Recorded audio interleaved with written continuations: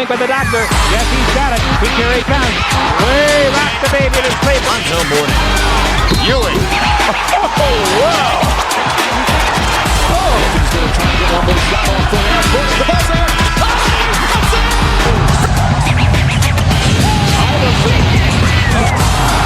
How about that? Steps over to Ron Lewis. He thought about three. He'll put up a three.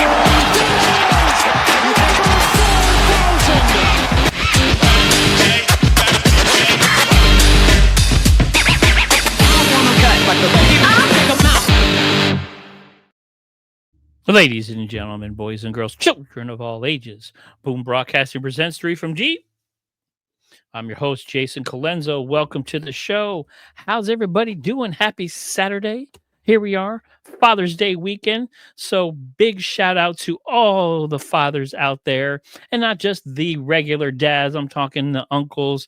I'm talking the stepfathers. I'm talking anybody that is a father figure or role model to somebody out there. So happy Father's Day, and a huge I love you shout out to my father, Mr. Edward Calenzo Sr. Love you. Thanks, Dad. I appreciate you. And happy Father's Day to everybody, man. So thank you guys very much for joining me here today. I tell you what, man, these NBA finals got me tired because you watch these teams back and forth. They are exhausting. So a lot to talk about here in today's show. But first things first, if this is your first time here, welcome.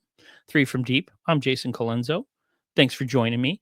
We are on the Boom Broadcasting Network, so please hit that subscribe, hit that like button. Let us know what you think. Come check us out. We got a lot of great content providers in here. So not only the NBA heating up, we got baseball heating up. My man, Chris DeLuca with the Dugout Debrief. You got to check him out.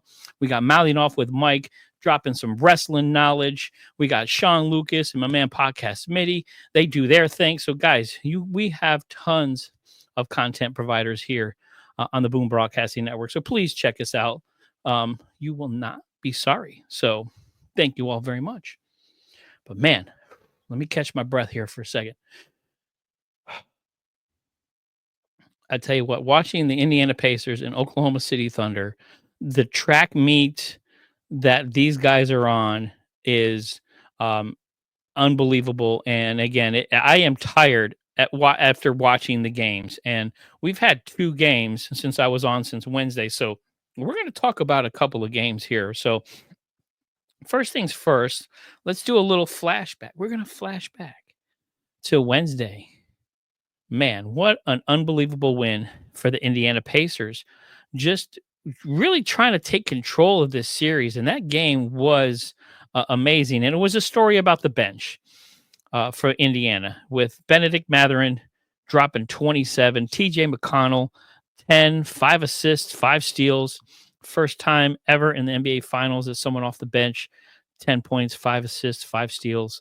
What an unbelievable win for the Indiana Pacers to kind of really stay in this series, to beat back all the naysayers thinking that they were going to get swept or just were not going to show up in this series. I'll tell you what, man, that Indiana Pacers team is heck of impressive, man. Holy cow. Watching them, the way they move the ball, they are not selfish. They have that bench, which is unbelievably deep. 49 points from bench players in Indiana compared to 18 in Oklahoma City. And Oklahoma City just ran out of gas. They looked tired because the Pacers, man, they love to run, and that pace of play is unbelievable. So 116-107 victory. Anytime Indiana scores over 110 points, they win. So they got 116, held OKC to 107. They stopped Shai Gilgeous-Alexander's 30-point streak. It came to an end. He only had 24 points that game. Chet had respectable 20, and Jalen Williams 26. So respectable play from their superstars, but they just got outbeat by their bench. And that Indiana Pacers bench was just phenomenal. Unbelievable. And just OKC got outscored in the fourth, 32-18. So, I mean, they got their doors blown off of them. Timely shots. The 3-point shot was dropping, and Indiana kind of took some hits from OKC and they hit back. So after that Wednesday game, you had Indiana taking a 2-1 lead in this series. So now let's flash forward to last night's game, which was just as entertaining. And guys, if you are not watching these NBA finals, you are missing out on some amazing basketball being played by these two squads. You really are. I know that right now this is kind of going to be kind of a not watched NBA. You're going to hear some of the ratings. It's going to be like the worst NBA finals in 150 years. You're going to hear all that stuff. But again, guys, these games are insanely entertaining, very dramatic. You have some unbelievable basketball play going on, and just watch it. You got to watch these games. They are amazing to watch. As a basketball fan, it is so much fun to see these games. Of course, as a Knicks fan, to watch Indiana play the way they're playing, being in the finals, because it should be us. A ball bounces one way or the other, it should be us. So, but I'm not going to be bitter. But man, guys, make sure you're watching these games. So, Game 4 did not disappoint again. Oklahoma City loses that game last night. They go down 3-1. And there's only been one team in the NBA that has come back from a 3-1 deficit, and that was the 2016 LeBron James Cleveland Cavaliers. This is for you, Cleveland. Won. So, super important game for the Oklahoma City Thunder. And you know what? For 3.5 quarters, or for at least 3 quarters, the Pacers looked like they were going to take that game. I don't know how Oklahoma City hung around that game, but big shout out to Caruso, dropping 20 points and 5 steals. First time in NBA history someone's come off the bench with a 20 and 5. So a lot of historic stuff going on in these games right now. But Caruso, what a phenomenal game off the bench, and they needed that because again, Indiana's bench is so deep, and they beat the heck out of them on Wednesday. So for Game 4, Oklahoma City comes back in the fourth quarter because again, Indiana, they had momentum, they had the lead there for a while. They looked like they were going to take that game from Oklahoma City, but the Thunder showed up in the fourth quarter. Indiana started running out of gas, and Shai Gilgeous-Alexander, dropping 35, showed up in the fourth quarter. Jalen Williams with some big shots, 27 points, showed up in the fourth quarter, and ended up stealing that game back. OKC won 111-104. Again, Indy couldn't get over that 110-point mark to try to win, but they looked like they ran out of gas. This has been a long playoffs for the Indiana Pacers, longer than they've ever had. And as fast and as furious as they run, they also looked out of sorts in that fourth quarter. They weren't moving the basketball. They were making some weird shots. They made a bunch of mistakes, man. Benedict Mathurin goes from being a hero on Wednesday to just making some terrible decisions on Friday night. Some away from the ball fouls, which gave them a shot and kept the ball. So some bad fouls. Ended up missing some free throws at the end of the game. I think he missed 3 out of 4 at the end of the game. So just Mathurin, just disappointing. Only 18 points from Halliburton. Again, he's got to score over 20. He scores over 20, they win. I don't know what it's about, but again, in the fourth quarter, he kind of disappeared a little bit. Siakam had 20, but again, fourth quarter kind of disappeared a little bit. So Oklahoma City survived. I don't know how they won that game because if you watch the first 3 quarters and the way Indiana was rolling and that crowd was into it, I thought that it was over.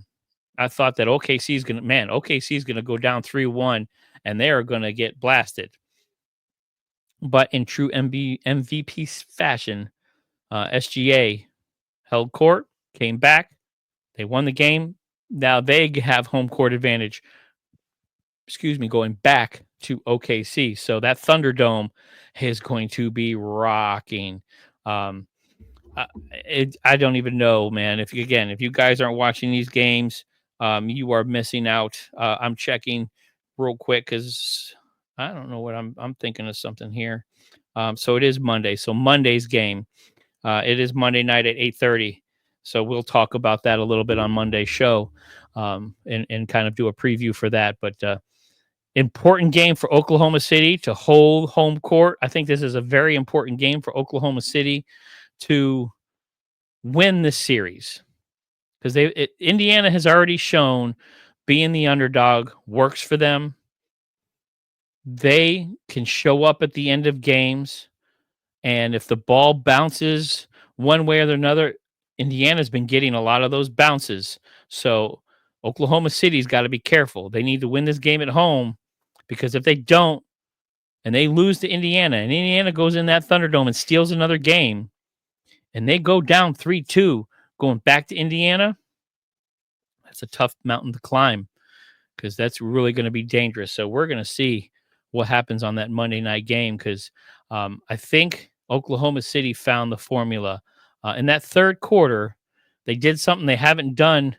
Most of the playoffs was they sat SGA. I think he sat out for about 5 to 8 minutes. I'm not sure exactly the time, but they actually sat him, which they've never done. He's usually played the full third quarter. So I think that really helped him having that energy in the fourth quarter, getting that rest. So I think Oklahoma City found themselves a little nugget right there. So as long as they keep the game close going into the third quarter, you sit SGA, you rest him, you count on your bench guys, you count on a Caruso and Dort and some of these other guys to kind of keep you in the game. And then this way, once the fourth quarter comes around, now you bring SGA back in and you got a well-rested SGA MVP to take control of the game. So to me, I thought that was the key moment of this game was the SGA rest coming in fresh for the fourth quarter to finish out the Indiana Pacers. So huge win for OKC. Home court advantage, Monday night's game. We'll talk about it on Monday. We'll do a little preview, but man, what an exciting NBA Finals, guys. You got to be watching this. These are some amazing games. So I cannot wait. Who do you have? Who do you think is going to win this, guys? I want to hear from you. Who do you got winning the series? You got Oklahoma City. Does Indiana pull the huge upset? I have Oklahoma City winning game 5. And again, I'll talk about that on Monday. But you can't count those Pacers out, man. Everybody's been counting those Pacers out. This isn't the same Pacers team that we saw this year, the regular season. This is a different Pacers team. And they have all the confidence in the world right now that they could still come back. So let's go. I got a few other things I want to talk about real quick. And not a lot going on in the NBA right now besides the finals, which I kind of like. Too many times players and teams like to upstage these kind of events. So I'm glad there's not too much going on in the NBA and the association that we can actually focus on the finals. A lot of times you get certain guys that like to announce things while games are going on just so they could take and grab some of the attention for themselves. So I know a lot of the KD drama, you got the Giannis drama. So I'm hoping that they kind of hold this stuff until the end of the NBA Finals so we can focus on basketball and then we can worry about the offseason stuff. But speaking of offseason, guys, I want to jump in and talk about the New York Knicks. I'm a huge Knicks fan. Again, it's tough for me to watch Indiana. I got tons of Knicks stuff here behind me on the wall. I got my man Patrick Ewing. Love me some Patrick. So needless to say, what is going on with the Knicks right now and their coaching search is probably the most embarrassing thing I've ever seen from an NBA team. The New York Knicks fire Tom Thibodeau. Back-to-back 50-win seasons. First coach to get him to the Eastern Conference Finals in 25 years. Yes, they lost to Indiana. Yes, I think it was kind of, to me, it was justified. I think there's a lot going on behind the scenes. I have a feeling that Tibbs and ownership and Rose didn't get along. I think there was some tension there. You can kind of see it on Tibbs's face throughout the playoffs. I think he felt like he was coaching for his job. I can kind of see that. So here I am thinking, okay, well maybe the Knicks have a plan. They just want to get rid of Tibbs. They think that's his ceiling. They got another guy in the wings. Let's throw so and so in there, and we're gonna get rid of Tibbs, and we got our other guy in the wings. No. What do the Knicks do? The Knicks start picking up the phone and literally calling other teams to interview their own coaches. Jason Kidd, Ime Udoka and the Rockets, Chris Finch of the Wolves, Quinn Snyder of the Hawks, Billy Donovan of the Bulls. To me, that is utterly embarrassing. It is extremely arrogant. It is a stamp on how dysfunctional that New York ownership is and that New York front office is, where they can take a really good season, a magical 50-win season, a good run in the playoffs, and they can just completely demolish that with this embarrassment. You go, I mean, I can see one guy. Okay, if Jason Kidd was your guy and you'd really like to have him, and he's expressed interest to you, and you want to reach out to the Mavs and figure something out, sure. But when you start calling all these other teams, Ime Udoka is coaching the Houston Rockets right now, who had a great run in the regular season, fell a little flat in the playoffs, but they have an unbelievable team there. He's got the next big team. He has a young, exciting Rockets team that are a few pieces away from really, really making some noise in the West. Why in the hell do you think he is going to pick up everything and leave that to go to New York? Again, arrogant and embarrassing. Why would he do that? It's not like, okay, I know you're a bigger market. Yes, you've had a good season, but you're in a, yes, you're in a weaker, conference, the Eastern Conference. But to be that arrogant to say we're better than them, come over to us, is ignorant and embarrassing. Same thing with Chris Finch. T-Wolves, good run in the playoffs. He's a heck of a coach. They're maybe a piece or two away too. Again, oh, it's Minnesota. New York is better. Look, I love New York. I am New York all day. They call me NY here on the Boom Broadcasting Network. So I rep NY all day long. But you got to have a little humility in this world. And the New York Knicks have none. So you call him up and they deny you. You call the Hawks Quinn Snyder up. They deny you. Billy Donovan. And you're going to call every team in the league? That to me, again, it is tantamount to being, I don't even know how to explain it. I'm trying to find an analogy that fits here. And I'm so frustrated and distraught and disappointed in this team. I can't even find the analogy to fit what I'm thinking of right now. Because again, there's some good coaches out there behind the scenes. I know Jay Wright turned you down. There's some other guys turned you down.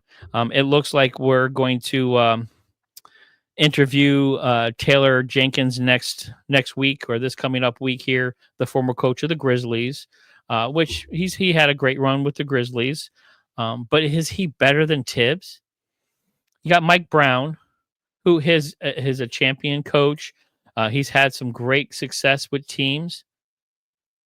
But again, is he better than Tibbs? So like that's what I don't understand. That's why I don't understand what the Knicks did here. If you had somebody that was on this next level above Tibbs, okay, let's move on. You've hit your ceiling. We got the next guy that is just, he's got some championships. He's got something, but you had nothing. You had absolutely no plan. Your only plan was to just start picking up the phone and calling teams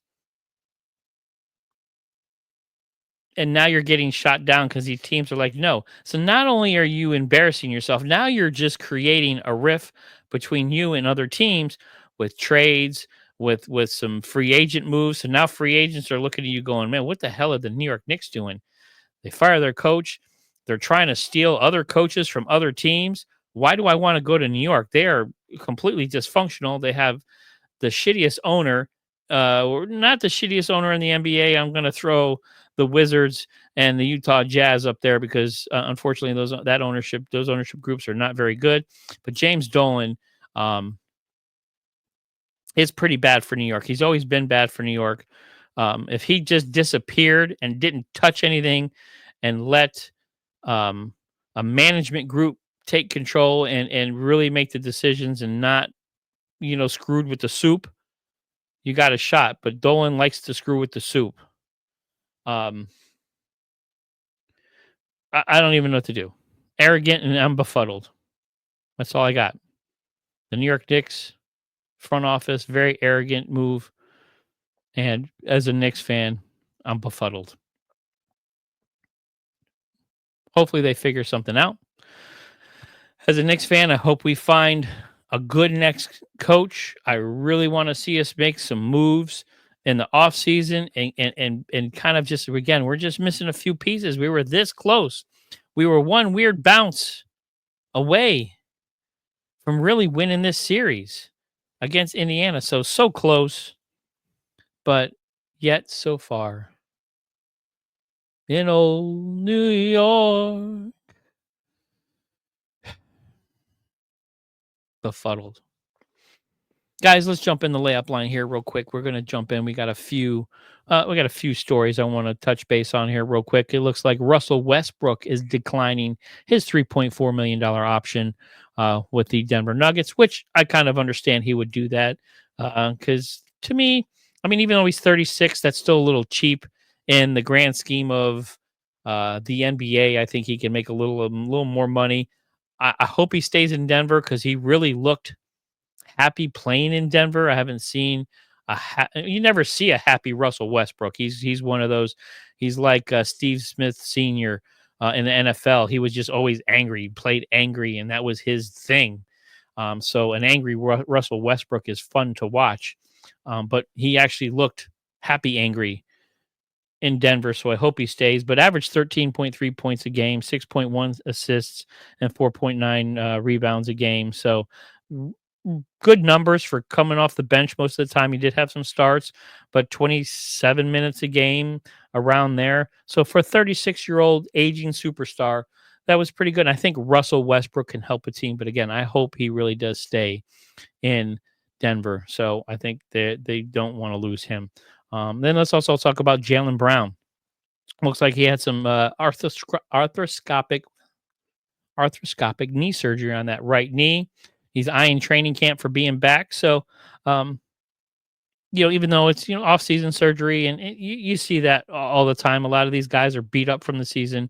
They need to get a little tweak here, a little surgery there, a little something removed from the knee just to clean some stuff up. So, but missing Jason Tatum, Porzingis kind of iffy, Al Horford up in the air.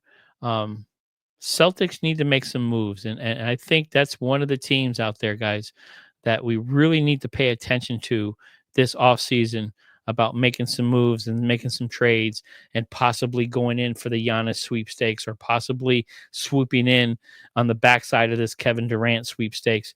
So watch out for the Boston Celtics. They really like to make some moves. They really like to make noise, and they need to do something for next year because not having Jason Tatum on that team next year is really going to hurt them. So don't be surprised to see the Boston Celtics making some power moves this year. So we're going to get back up here in the layup line. And let's talk real quick about the Kevin Durant sweepstakes. We're going to play some America's Got Talent stuff because we've got our finalists in the Kevin Durant sweepstakes.